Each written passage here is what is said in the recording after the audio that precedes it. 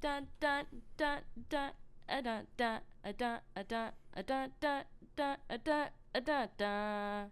That was not bad. You are listening to the Raiders of the Popcorn Bucket podcast. I am Jacob. This is Monique. This is Jordan. They've lied. There's no video, so you can't tell. We've done a great bamboozle. Oh no, this is Monique. So we This are is still talking. Monique. We are talking about Joker, not the Joker, or a Joker. Just no articles. Joker, right? Like share. Joker. Yeah. Yeah. Sure. No, share. God damn it.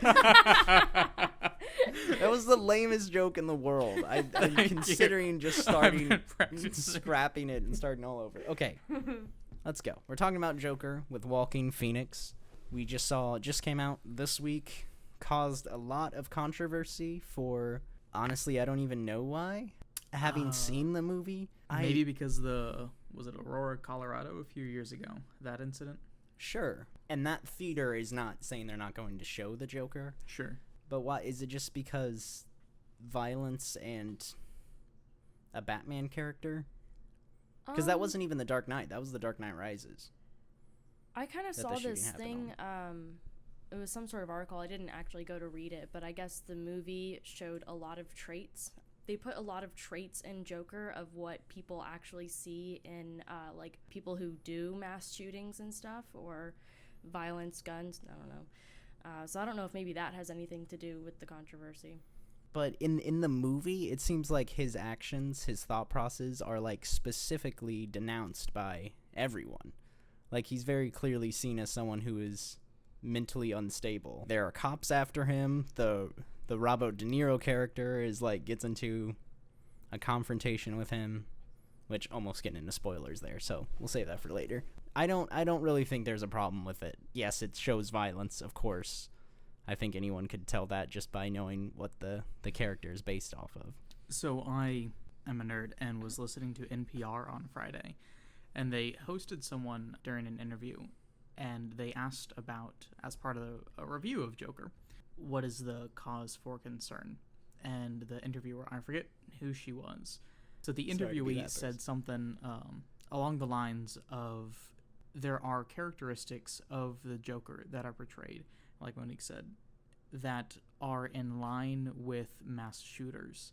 And I think that might have been the article you saw, was an NPR thing. Yeah, possibly. Probably. But another issue is that there is, I don't know what to call them, a subset of internet users, incels. You're talking about the incel stuff, absolutely, right? Which is, yeah. So they've taken him like not their mascot, but have they? Because all I saw were, at least ironically, and I if saw it's done articles, ironically, it's probably done, genuinely by a few. Whenever the reviews started coming out, people were like, they were connecting it with like the incel community, and I'm like, absolutely. Why? Someone that doesn't quite fit into society, and that's what incels are kind of like punishing themselves. To me, the incel community, and I'm no expert or anything. Fair. Right? I don't do research into the incel community, but it's a lot of like sexual frustration, right? Like involuntary celibate is what the name actually stands for. What it means. And then this was getting connected with the guy who did the shooting like 5 years back, who wrote this whole manifesto about how women didn't like him, and he's a fucking crazy person. Certainly, I think the sexual frustration plays a part in it, but they're saying the cause is that, that they live in a society that makes you act a certain way, which, of course, all societies do, but that the way our society in particular enforces, like social convention is particularly unjust. And the Joker is someone who goes against societal convention, which is what they would like to do. Okay. So they hold him as, a figurehead for their movement. So a few things, and these are things that I liked about the movie. Okay. My interpretation of this movie is that it's not about society. Oh, like no, that's an element of it, but is very clearly focused on this particular character. Oh, absolutely. And he almost at one point starts trying to make more grander statements about the way he's been treated by society, but it doesn't really get too far into that, which I'm glad, because I think that would have hurt the movie overall. but we're just focused on this one particular character. To me, it's not really saying any sweeping statements about society. And he also says at one point he's not political. He just wants to do whatever the fuck he wants. This is the closest to me that it resembles like the Heath Ledger Joker, because at one point he's like, I don't have a plan. I'm a dog chasing a car. I wouldn't know what to do if I caught one. You know what I mean? Right. Like, he's just like, fuck it, I want to do whatever I want. Yes. So I like that point about how the movie doesn't focus on, like, the Joker reacting to society, and he says at one point that, you know, he's not political or anything. I enjoy that because that kind of takes the winds out of the sails of, you know, any incels that would try to hold them as their person to aspire to. I just thought it was a neat way to write the character to sidestep that issue. I don't know if it was done intentionally, but the effect is still there. So before we get into like really plot spoilers, just wanted to give here our general opinions about the movie. So what did you think, Monique? I really enjoyed it. It kept me interested. I was intrigued to kind of find out what would happen next, how he would react to certain situations, and the music was really good. They really found a way to play the music into what was happening and how he was feeling, as well as the color schemes. I did notice how in some of the scenes they had certain colors and how they would play with each other. There's one scene in particular that I can remember where they had like 2 different light colors, one where he was and one in a different room. And I think it just has something to do with the overall feel of the movie. Yeah, the score was great. And the color palette, everything was too. But the score really struck out to me. What did you think, Jordan? I really enjoyed it for, I guess, the realism of the thing. Less about, you know, like starting riots in the street and super rats and all that. But their portrayal of mental illness, I think, was done gracefully. And it was done in a way that just kind of showed what it was, but didn't make an effort to glorify it, which I appreciated. Nolan's Batman tried to be realistic for the most part, while having, you know, this guy who flies around and has a tank and everything. As one does. And this movie took it almost a step further. Whenever there's violence on the screen, it was very impactful to me. It was clearly done in trying to be as realistic as possible, which I liked, and I think it certainly has a visceral reaction. And, you know, you're not supposed to be like, good, he's murdering people. Like, you're supposed to be like, this is like a little bit he's murdering fucked people. up. What I'm seeing. Yeah. Joaquin Phoenix's performance was great. I really love the way, I mean, I agree with everything both of you were saying, but I really love the way dancing is used in this movie as well, the way he expresses himself through it. That's not something you really see a lot of. It makes so much sense because acting isn't just line delivery, it's very physical, and it's just a great way to show like what the character is going through. So really love that, especially compared with the score that, again, was really good. Sometimes I get so worried with comic book movies where like they feel they need to like cram in so many references to the comic book and it's just unnecessary. Right. And there are references in here to like the greater DC universe, whatever you want to call it. But I think they all make sense and they don't detract from the movie. They almost do at one point, but tastefully. The references aren't shoehorned in? Yes, like you find in they some? make sense. Okay. Yeah. Well, I think we're just about ready to get into spoiler talk. This is my favorite talk. Oh, yes. So the plot of the movie, I really like that they didn't... This isn't based on any, like, one particular comic book. Okay. Which is another thing I really like. We're just using film to tell new original stories based on these characters. I love that. I love that so much. And apparently they have plans to... DC Universe wants to do, like, a spin-off of their main universe, which is just collapsing rapidly. But current one with... Yes. Okay. With Aquaman and Wonder Woman, whatever. Yeah. And it's called, they calling it like DC Dark or something like that, where these will be these spin-off stories, because this isn't connected to anything in Justice League or any of those. So I really like that idea. We don't need every film to like be connected. I mean, that's cool. I'm not like throwing shade on the MCU or anything like that, but I also want stories like this, maybe that don't have to fit into these. That can stand alone and still hold their weight. Yes. Yeah. Yeah, I really enjoy that. Like, you could just watch it by itself, and you wouldn't really need to have watched anything before to really, get into it. Right. And again, we're into spoiler talk. Just want to reiterate that one more time. Yeah, if you don't like the spoilers, go away. We have Chris Cooper playing Thomas Wayne, who's Bruce Wayne's father.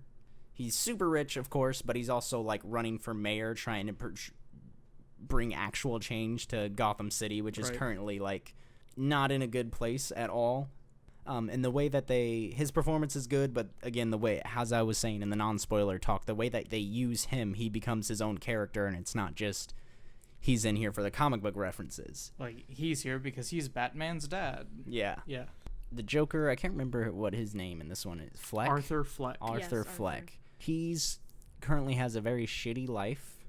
He's 100% He works shitty. as a clown, and in one of the earliest scenes, we saw this in the trailer, but kids steal his sign that he's spinning for this store, and then they beat the shit out of him, break the sign, and then his asshole boss is like, "You stole the sign, give it back." It's like, what a dick. Right. Did he not file a police report? Is there not evidence? I don't know bring if in he the would splintered- go to the police to file a report. He's just had a shitty day. He's not going to get, like, legal retribution from these teenagers. I mean, it kind of seems like from how things play out in the movie, that's almost kind of like a normal day for him. Is like something like this kind of happens, you know, possibly just getting beat up all the freaking time. His life is just a series of bad luck. Yeah, so he's not going to think, you know, maybe I should call the cops. Because if he did call the cops for every single time this happened, like, you know. He'd be constantly talking I to mean, the if he's getting the Joker who the cried shit cop. beat out, I don't think he's getting the shit beat out of him every single day, though. Because they bring it up, one of his coworkers brings it up. He's like, "Oh, I heard you got jumped," and then gives him a gun, Well, maybe which not causes physically, problems. but No, but there's Sure, a lot of sure. unjust things that happen to him, like, every single day. So he's living with his mom, and his mom used to work for Thomas Wayne, and she keeps saying how she's writing him letters because, you know, Thomas Wayne is a nice person. He takes care of his employees. Later in the movie, he ends up reading one of these letters in which she says that, you know, Thomas Wayne is actually Arthur's father. Exploring this, he shows up at Wayne Manor. Oh, yeah. This could probably be like the closest thing to like being unnecessary, where he meets like the young Bruce and he's like performing some magic tricks for him and shit. Right. Real quick, when he meets the young Bruce and he like grabs young Bruce and starts playing with his face, why is Bruce just standing there? Like, he's totally cool with it. Like, if I were a kid and some strange man reaches through my family's fence to touch me, I'm gonna bounce out. Sure, I'm not gonna let him but stick his fingers in my mouth. Sure. It was. I don't know if this is supposed to be Alfred the butler, but some member of the help comes up and he's like, "Hey, get away from him." But before that, he was doing some, you know, like magic tricks and stuff, like entertaining the kid. Sure. So, Yeah, but I don't think the kid felt threatened. It was, you know, wow, this really nice guy, he's just kind of performing for me. Like, let's see what happens next. yeah. And then it gets cut off as it gets a little too weird. Yeah, that's fair. Back to the plot, though, it turns out that Arthur's mother is just a fucking crazy person, and Arthur is in fact not Thomas Wayne's son. He confronts Thomas at one point in like the bathroom at this It was an orchestra theater hall. Yeah, orchestra hall. They're showing Charlie Chaplin's Modern Times, which is a great movie, by the way. And he's like, "Nah, your mother's crazy. She was committed to Arkham Asylum," which, again, another nice little reference that didn't feel forced in there. Sure. So he goes to Arkham, learns that his mother was really messed up, allowed her boyfriend to abuse Arthur. At the very least, physically. It's kind of implied sexually, but physically abuse her son, who's very young, which is really messed up. Did they say he was found chained to a radio? Yeah, that's the part where it gets almost kind of like... the most severe abuse at that point. Yeah, for sure. But somehow, and I'm willing to forgive the movie for this, but she allowed her son to be abused. She was committed, but then she still got custody of her son later on. And I know you were saying, like, this takes place in, you know, previous decades, but... And I'm not, like, criticizing the movie for that. I but think it's like, it was Gotham City 1997. Really? Yeah, definitely. Didn't it say 81? That's just what popped into my head. I'm not certain. Okay. But either way, 80s, 90s. But major abuse scandal shows up in the newspaper headlines in any era. You would think DCS or whatever Gotham's version of it is definitely, you know, pursuing the termination of parental rights and getting this guy to an orphanage where admittedly he was just adopted from by Penny, who is his mom, or put into the foster care system, which is a safer bet than going back with a mentally ill mother. Sure. Severely Definitely. mentally Yeah, it kind ill. of makes you wonder how she even got him in the first place. Yeah, no psych screenings. Yeah. Because it was like, what, narcissistic and borderline personality disorder, or Yeah. Something one along more those thing? lines. Delusions too. Yeah, no, she was crazy. So this is pretty much like the breaking point for him where he really goes over the line. Oh, I guess he'd already killed the people at this point. But Well, yeah. murders 3 dudes. There are these 3 dudes who were are being attacking him. Right, no, I was just about to say they were being assholes. At first they were like harassing this girl on the subway, and she ends up leaving the train car, and Arthur's just chilling there. Another thing I really liked, they made his laughing like part of his disorder. Yeah, Where- almost a Tourette's-like thing. Yes, and the way they explained it in the movie is really good as well, because he just starts laughing after this mom tells him to stay away from his kid, and she's like, "What's wrong with you?" And he hands her this card that says, excuse my laughing, it's part of this disease, I do it when I feel uncomfortable, and blah, blah, blah, Right, blah. it does Doesn't not actually necessarily portray. Yeah, how I feel. Exactly. So it was really good. So he's watching these 3 assholes like harass this girl, and he just starts laughing, and then of course they start messing with him. Things escalate, and they start laying hands on him, beating him up, but he's got a gun that he got from his friend, so well, I don't know if Randall's a friend, murder. A He was a coworker. friend. but was a friend, yes. Murders them, and it's brutal. It is. And the last dude gets shot in the leg, and he's like trying to run away, goes in the next train car, is trying to get off. Oh, man. starts going up the steps out of the subway station. Yeah. When Arthur finally catches up to him. Well, no, he shot him again once they left the train, and at that point he's crawling on the ground. Yeah. and then it's he there shoots at the him base again. of the steps. Oof. Oof, indeed. He also develops a relationship with this girl who lives in his apartment, which you Mhm. think is kind of weird, and then it turns out it's a whole Fight Club thing going on, and not that she's made up, but their whole relationship was made up. Right. Like, he goes on a date with her, and, well, Yeah. she comes to see his stand-up, which is, that the stand-up segment is what throws him into the line of sight of the Murray character. But they go to... Who's played by Robert De Niro, Yes. just to be clear. But she goes to support him for the stand-up, and they go on a date, and then he has a bad day one time, and comes home, and she consoles him. Like, there's a lot of interaction there. And that she we- also remarks, there's all this news about, like, this person dressed as a clown killing these 3 guys. Yes. And she's like, you know what, fuck them, I'm glad they're dead. This ties in, again, the whole Called angle the of, like, murderer a hero. people are very mad at rich people at this point. It's like Yeah. Russia in 1917, you know what I mean? The fucking the proletariats are about to take over. And I'm glad we didn't get too far into their relationship before finding out that he was, just making all this shit up. Like, they focused on it that much, but he ends up coming back to her apartment after a particularly shitty day. And this is the point where we feel something's kind of wrong, because he's just sitting on the couch, and she turns around and she's like, "Oh shit." And then it's what are very you doing clear, here? like, he just made all You're the shit Arthur, up. you live down the hall. Yeah. I need you to leave. And then we get these shots of them 2 together, and then reality of just him by himself. I didn't think that was very necessary, but, whatever. Well, they were all shots that we had already seen. It was just after she had left. Yeah. So I don't know. I guess it's just like a subtle reminder. Like, here, you saw this. Make the connection. Or Oh, something. I don't even think it was too subtle at all. I think they were really hammering Yeah, no, home that's that what I'm he was- saying. Because they showed it again, the shots that we had already seen with both of them, and then just him by Reshowed it, himself in the yeah. same scene. I think 1 shot would be good, but they did like 3. One shot from like one scene, or Yeah, probably the... I mean, I don't just show the shots by himself. Like, we already saw the stuff with both of them together. Yeah, That's fair. my thing. And again, that's a very small complaint. Tiny. Really fucking liked Robert De Niro's character, TV show host that Arthur and his mom are both obsessed with, and they watch it every single night, Frank except Murray. for when she falls asleep. Right. God. So yeah, Arthur goes off the deep end, murders his mom, murders the coworker who gave him Randall. this gun in a very brutal scene. And you knew it was coming too, because he like put these scissors in his pocket, and then he just Before he opened the door. yeah, Yeah. it's like oof.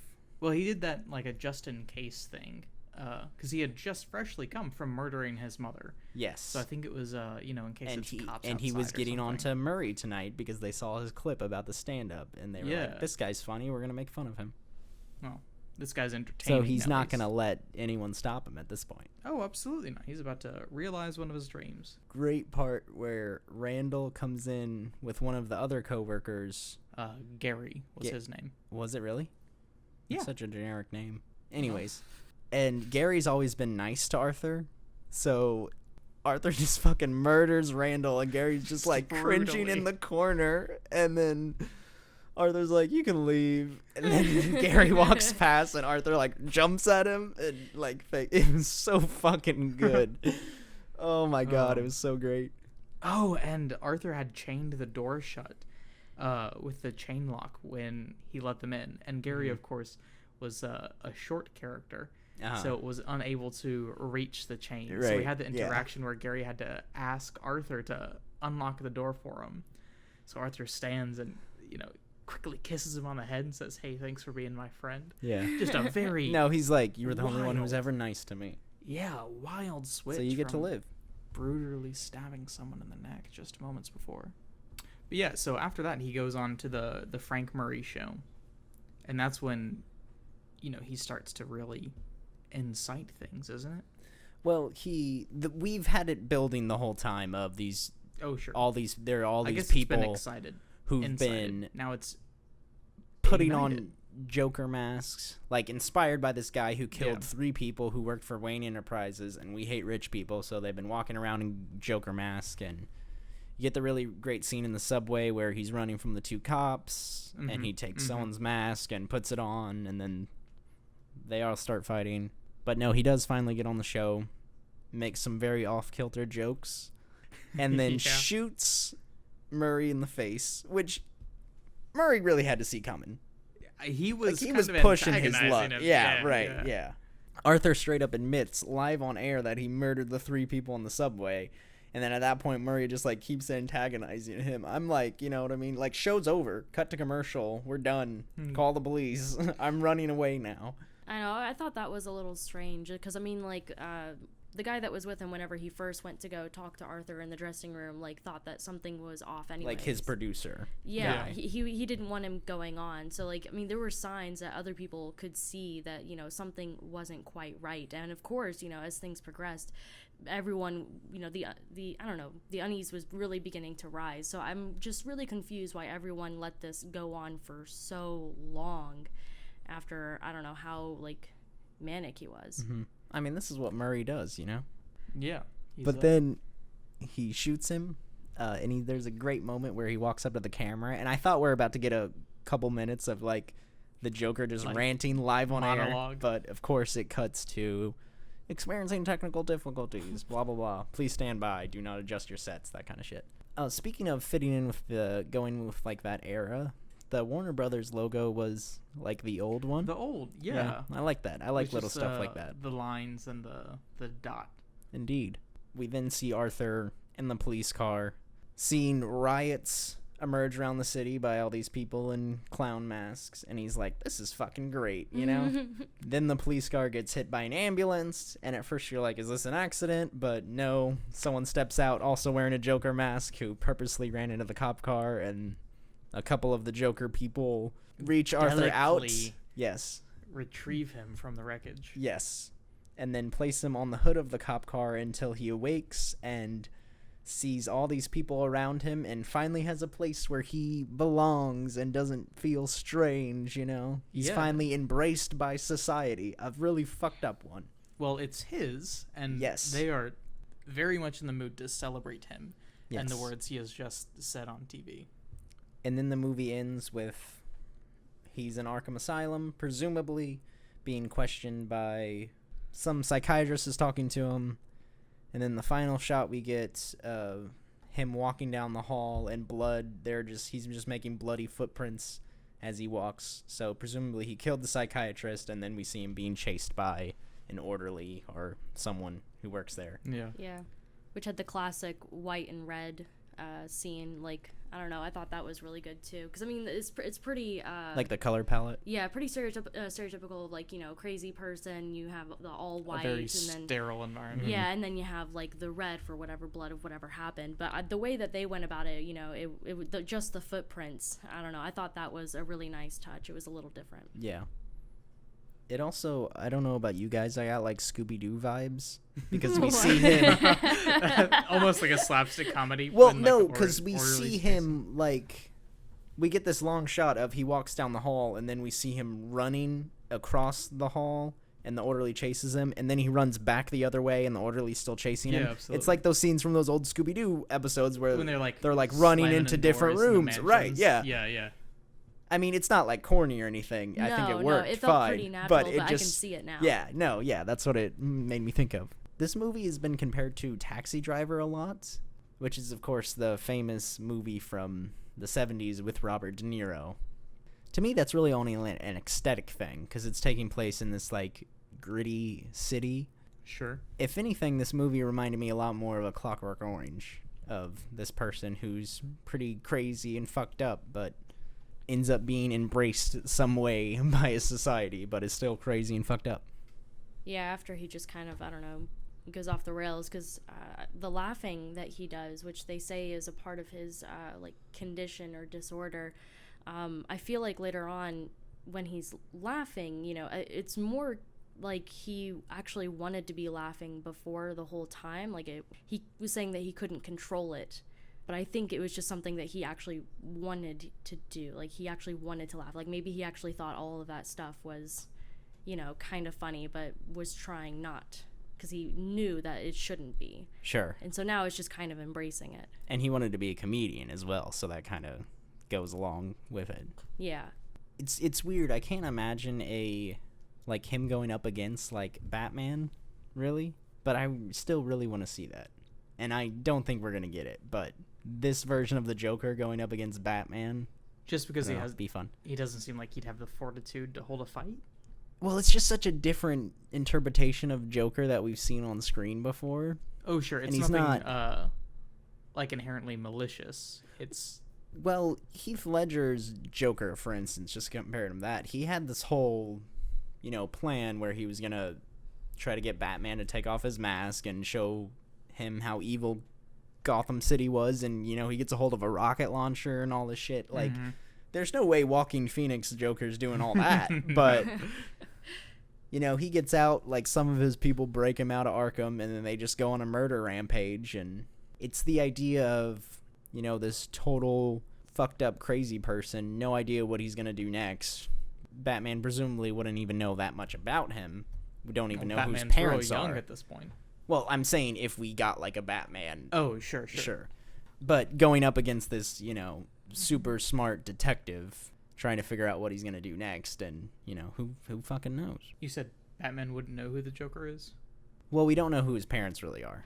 I mean, sure, we know he's Arthur Fleck, but Fleck wasn't really his real mom. Oh, sure. In the riot at the end of the movie, the person who kills Thomason, is Martha the mom name? Yes. Okay. He's wearing the clown mask. You don't remember that scene from Batman v Superman Never when saw they're it. about to kill each other, and he's about to kill Superman, and Superman's like, Martha, and he's like, why are you saying that name? And the thing is, both of their moms, although it's not Superman's real mom, but Sure. Martha Kent is the name of The lady Martha who Ray. raised him, yeah. Yeah, it's real dumb. Everyone hates it. Oh, I Yeah, it never doesn't actually sound saw good. it. Yeah, you don't need to. You don't need to see. Especially that we're getting a whole new Batman with Robert Pattinson. Mm-hmm. Well, Can't anyways, wait for that Oh, I shit. there would forgot certainly about that. be... Wait, why do you... no, why are you... Sorry, Jordan, continue with your point, and then we'll address. Just Batman would have an association between the Joker riots and the death of his parents. So he would at least like have It's the true. Joker on his That's radar. a good point. That's a good point. Thank you. I also So- love the way Thomas Wayne and Martha Wayne... This is kind of what I was kind of getting earlier with in the non-spoiler part. Their deaths don't feel forced, because we've set Thomas up as this character, and we've set up these riots that... You know, they're targeting, like, the wealthy, powerful people who are, like, upholding this society. So one of the Joker people just, you know, sees them coming out of a movie theater and go down an alley because they're like, oh, fuck, there's riots going on. He follows them, and he's like, you get what you... Deserve. Yeah, whatever. You reap what you sow. That's not what he says, but that kind of thing. It's and he a shoots them sentiment. both. Why does he shoot Martha, though? He doesn't don't shoot know. Bruce. Well, I no. mean- You don't want to kill a kid. Gotta have some morals, right? Yeah. I brought up the Robert Pattinson Batman, and you, like, made a face, and you were like, oh. It's really just because it's kind of hard to picture. I mean, I grew up seeing Robert Pattinson a certain way. You mean sparkly in the sunlight? It's exactly what I was thinking. Just sparkly and, fangs. What about and him on a broom dying in the Tri-Wizard tournament? Honestly, I didn't quite make that connection until a bit later on. Such a minor character. Yeah, he was such a minor character. It didn't really feel too significant. But if he's playing a much larger role that's different, which I mean is what actors do. Congrats. Do what you got to do. Make that money. Actors do portray different people. Yeah, but it's just a little hard for me to imagine right now. Like, I'm sure once I watch it, I'll probably like it. I'll think he did a really good job. Hopefully, if he does a bad one, that's really very unfortunate for him. Sucks to see. Here's the thing, and here's why I'm glad he's gonna be Batman, because yes, in our people's minds, he still is the vampire from Twilight, but in like the cinema world, he's been in doing these like indie projects, and he's been in some of the best movies of the past few years, giving like incredible performances. Like, he's such an amazing actor, and he's actually got this other one coming up soon with William Dafoe called The Lighthouse. Yeah. Yes, I saw Can't fucking wait. I guess I really haven't seen any of these. I mean, like, I know he's done stuff, and he's a good actor, but it's just hard to picture him any other fantastic. way. I'm just imagining him sparkling with a Batman face on, So I'm kind of hoping... it'll only be at night. I'm kind of hoping that... Because people aren't going to watch all these indie movies that he's doing, but hopefully after this comes out, people get in their heads that he's not, the vampire from Twilight. A major role to bring him back into the spotlight as a more serious character. Yes, understand that he's a bring phenomenal the actor. More to the forefront, and maybe we'll see him in more stuff. It's just really hard for certain actors. I mean, I'm sure he's going to with keep getting work roles. because he's great. More publicized. Wonder who the villain's going to be. I don't know. I want Penguin. What? Penguin. Penguin. Penguin. You didn't like Penguin? Danny DeVito in the Batman Returns. Trash man from Always Sunny. Yes. Yeah. No, Danny DeVito. Batman I definitely Returns. do not want Penguin out of all the villains that it could be. Oh, okay. You want what? Another Mr. Freeze? Poison Ivy? Oh God! All of these things sound terrible. I want like a. I mean, I was gonna say Zaz, who's like the serial killer who like cuts himself for all of his victims.